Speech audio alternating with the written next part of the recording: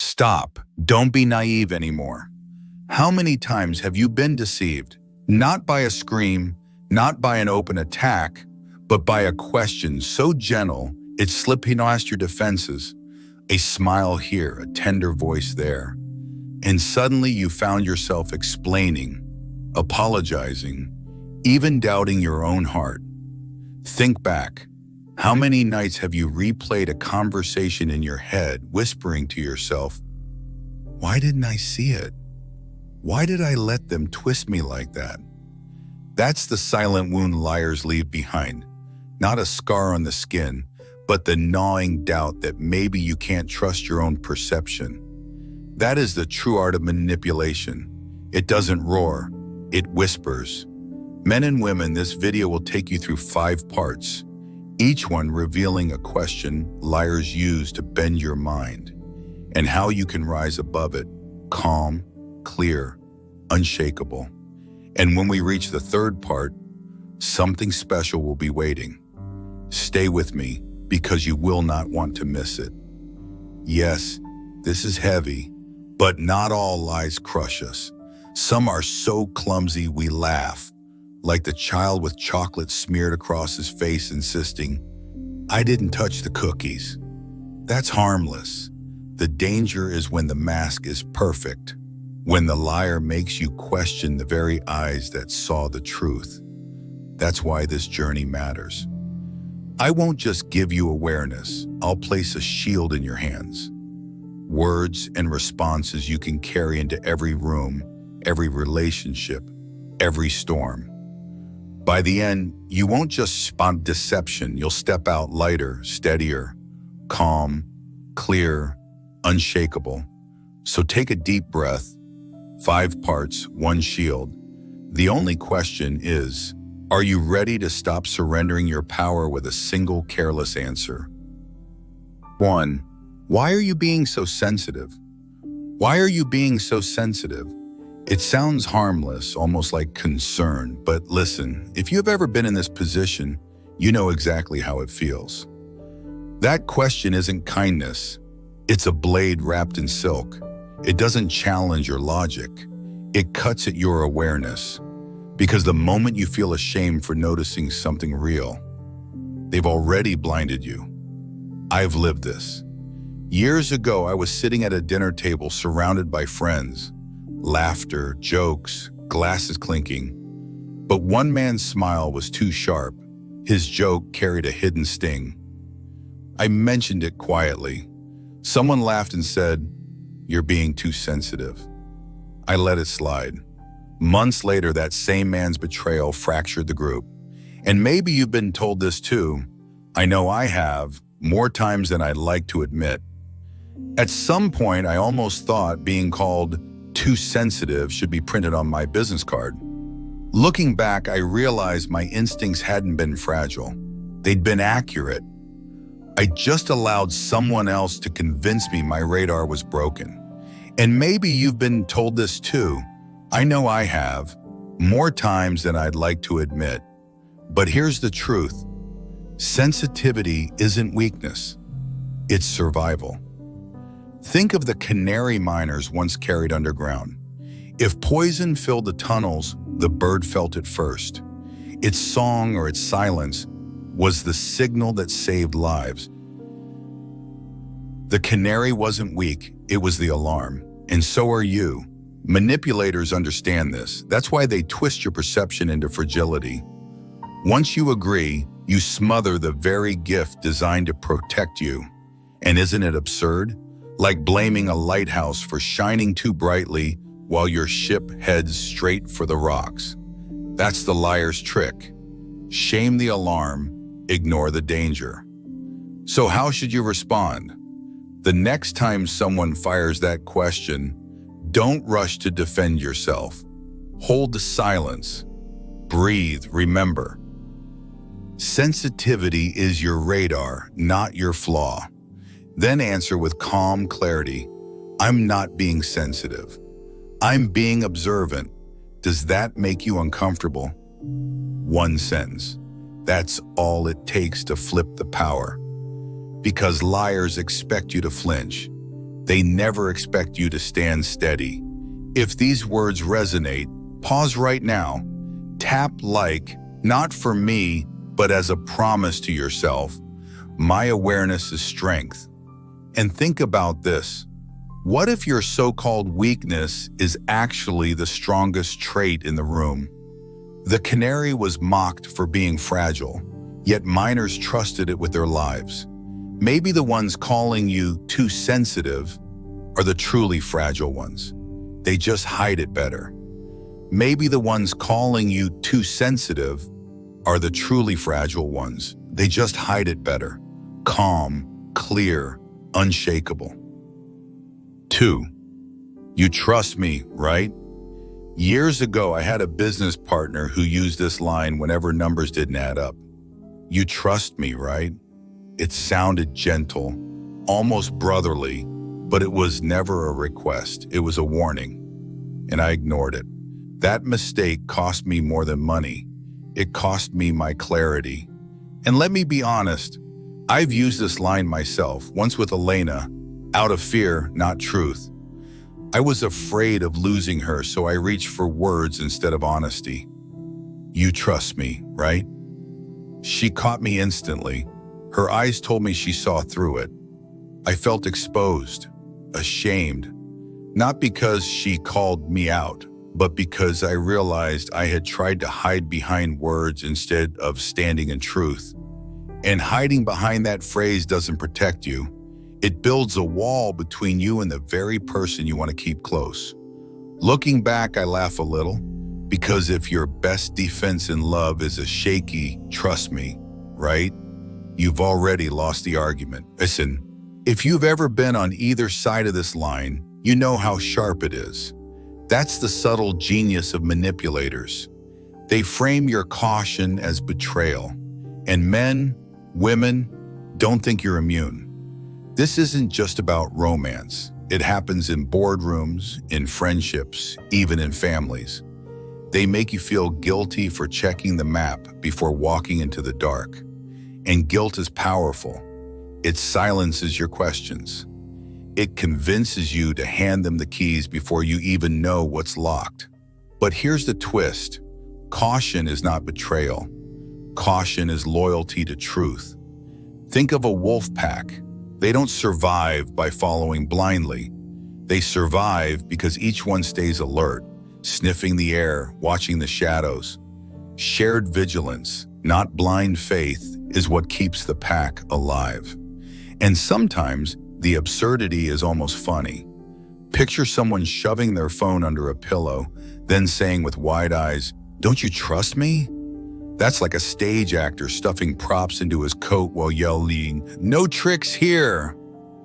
The louder the plea, the less believable it becomes. So what do? When someone says, "You trust me, right?" Don't rush, don't panic, breathe. If they deserve trust, they won't fear your questions. They'll welcome them, because truth doesn't hide from light. But if they stumble, flinch, or lash out, your instincts just spotted the crack. Here's how to respond. Calmly, without defensiveness. Say, trust is built through consistency. Are you asking me to ignore my judgment? One line flips the frame.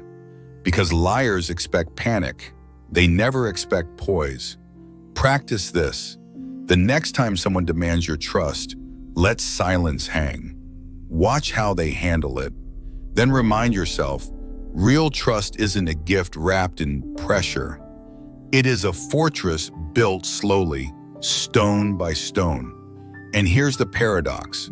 Those who beg for trust often trust themselves the least. If they carried real certainty inside, they wouldn't need your blind faith. The louder they demand your trust, the clearer it is they don't even trust their own shadow. Steady, clear, strong. 3. Are you accusing me of something? Shakespeare showed us this trick centuries ago in Othello. Iago never swung the sword. He whispered, planted seeds, and when suspicion came too close, he would deflect. What, are you accusing me? He didn't need strength. His genius was shifting guilt onto the innocent. And manipulators still use the same move today. Think about it. You notice something off. You raise a fair concern. And suddenly, instead of answers, you're ambushed. Are you accusing me of something? In a flash, the roles flip. You're no longer the observer, you're the villain. I've seen this in offices, in relationships, even at dinner tables. A boss confronted about missing funds snapping, "Are you calling me a thief?" A partner hiding messages retorting, "So now you think I'm cheating?" Notice what happens. You're shoved into defense mode. You scramble, no, that's not what I meant. And the more you explain, the weaker you look. Meanwhile, their behavior vanishes into the fog. But here's the truth. Truth never panics. It doesn't lash out. Only lies need the shield of outrage. That's why the Stoic answer isn't argument, it's stillness. The next time you hear that question, don't fill the silence. Hold their gaze. Count slowly to 3, and then reply, calm and steady. Should I be? 3 words, and you'll watch the mask begin to slip. And sometimes it's almost comical. Like catching a kid with crumbs all over his mouth shouting, "Are you accusing me of stealing cookies?" The louder the denial, the clearer the evidence. We've all seen it, and maybe even laughed at it, before realizing how sharp this tactic can be in adult life. Now here's something for you to carry beyond this moment. A gift. Not an answer, but 5 questions you can keep like a pocket shield. Whenever you sense manipulation, ask yourself, am I defending instead of receiving answers? Does this make me doubt what I clearly saw? Are they asking for trust without proof? Do I feel rushed or guilty to move on? What happens if I stay silent for 3 seconds? Read them again, let them sink in. Each one is a compass pointing back to clarity. Write them down, keep them in your phone, carry them in your pocket, because when pressure hits, you won't need to invent wisdom, you'll already have it. If this checklist feels like a shield you'll carry, stop scrolling, hit subscribe. Not for me, but to remind yourself, I choose clarity. So here's your practice. The next time someone fires this question at you, don't explain. Don't panic. Ask yourself the 5, and if needed, answer with calm steel. Should I be? And here's your reflection. How many times have I rushed to defend myself when silence would have revealed a truth on its own? Remember this, the one who demands you deny suspicion often reveals more than they intend. Breathe, pause, and if you think the trick stops here, wait until you see how liars turn innocence itself into a weapon. 4. Would I ever lie to you? It sounds tender, almost wounded, as if your doubt has stabbed them in the heart. Would I ever lie to you? The tone drips with hurt, like you've insulted their very soul just by questioning. But look closer, this isn't honesty, it's theater. Because when someone asks this, they're not proving innocence. They're performing it. Think of a stage actor clutching his chest, voice trembling, as though your suspicion is cruelty itself. The goal isn't truth, the goal is guilt. Guilt so strong you stop asking questions. I've seen it in more than one place. A husband, caught hiding late-night messages, looked into his wife's eyes and whispered, "Would I ever lie to you?" For a moment, she felt guilty for even questioning him. That hesitation cost her dearly. I've also seen a parent catch their teenager in a lie, only to hear the same line delivered with mock injury. "Would I ever lie to you?" Different stage, same performance. Later you realize the act wasn't proof, it was cover. Listen, if you've ever raised a teenager, you know that look. And if you haven't, you've probably given it once yourself. Here's the paradox. Honesty doesn't need to plead. Integrity doesn't collapse under questions. Someone who truly values truth doesn't fear your doubt. They welcome it. Because truth stands whether you test it or not. And sometimes the comedy is almost too perfect. Like a cat sitting proudly beside a shattered vase, tail flicking, eyes wide as if to say, "Me?" 'Cause trouble never. The more flawless the pose, the less believable the innocence. Or a politician caught with notes scrawled on his hand, waving to the crowd and insisting, "I don't need a script." The denial becomes the proof. The more polished the act, the more hollow it sounds. So what do? The Stoic response isn't to reassure or to argue, it's to cut through the stage lights. The next time someone asks, "Would I ever lie to you?" Don't scramble, don't soothe, let the silence hang. Then reply with calm clarity. That's not the question. The question is, would I know if you did? One sentence and the performance collapses.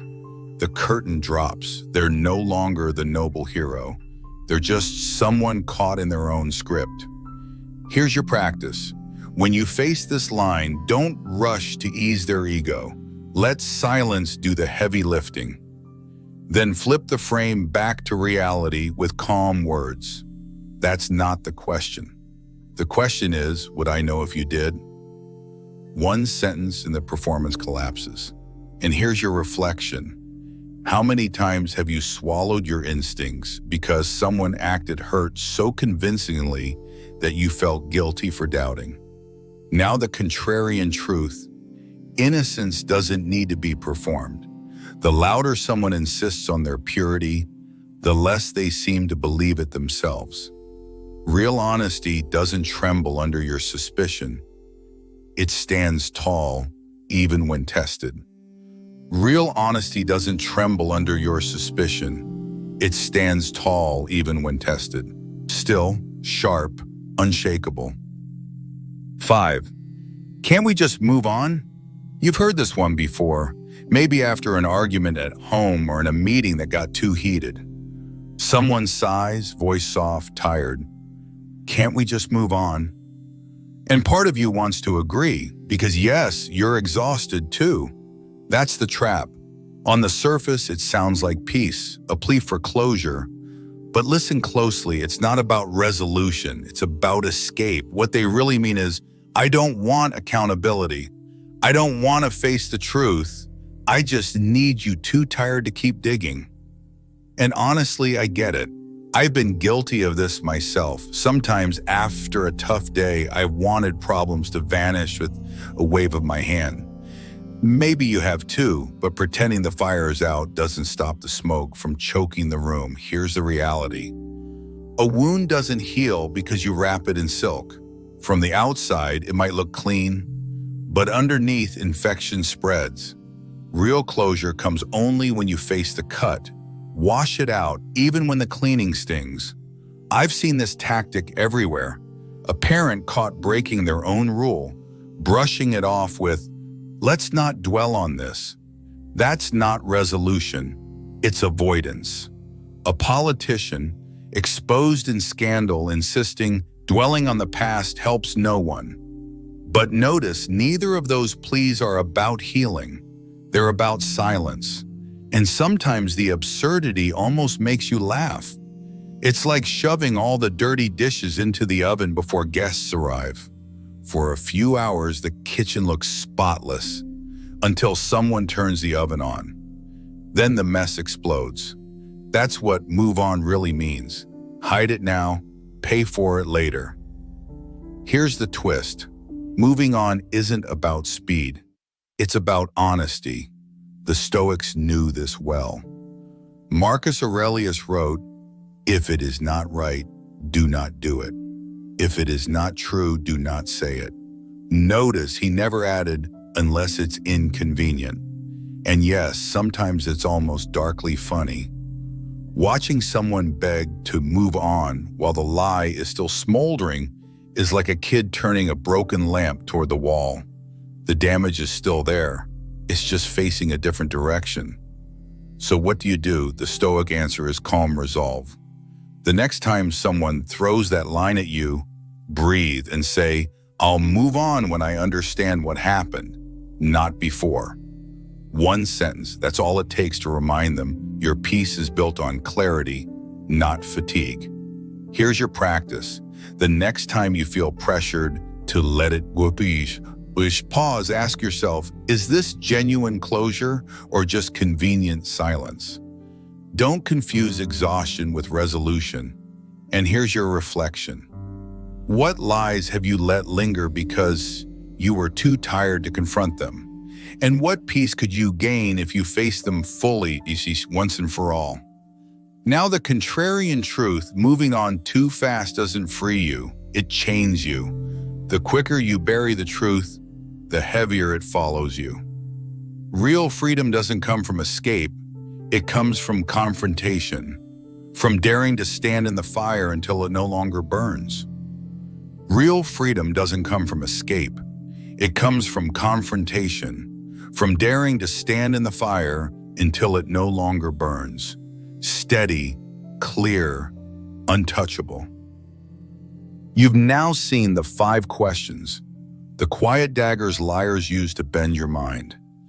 Each one is a move designed not to crush you outright, but to drain you, confuse you, and make you fight yourself instead of them.